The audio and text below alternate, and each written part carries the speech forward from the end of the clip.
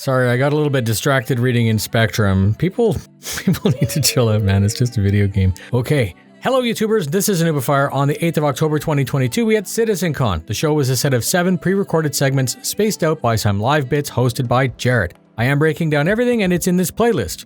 This was the 6th panel, Journey to 4.0 Power Play. Here's what you need to know. The panel was hosted by Dan Truffin and Thorsten Lehman, who are Assistant Design Director PTU and Senior Systems Designer. Resource management is all part of balance. Items will need power, and that power needs to come from somewhere, and it needs to go through something. Fuel makes power, and this power is used in small ships, big ships, small outposts, and huge stations. Everything everywhere will operate the same. They demoed the small ship to give us a proof of concept and offer a disable versus the kill that we have now. The hope is that if you can disable a player's engine and achieve your goal, perhaps you won't need to kill them.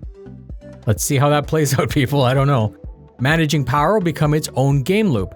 Things need to be fixed, maintained, and adjusted. You can be Scotty or Geordie LaForge.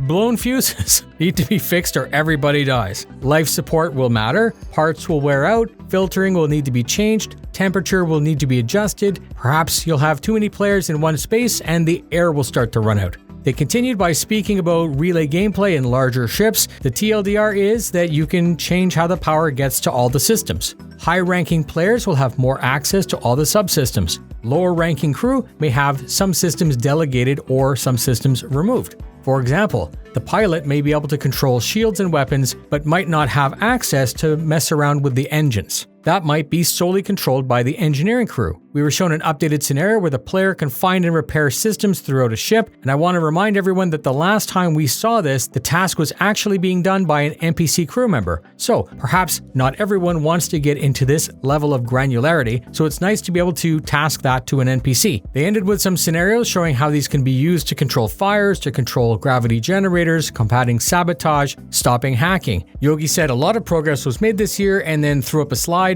So you have interactable and accessible items on all ships, relay gameplay, changing fuses on those relays, resource balancing, defining control groups that'll be accessible through MFDs, allowing people to create presets for your own resource network, an engineering UI with at least a list or schematic view of your ship, and external engineering screens, allowing engineers to define the tuning parameters that can be accessed by the pilot at the press of a button.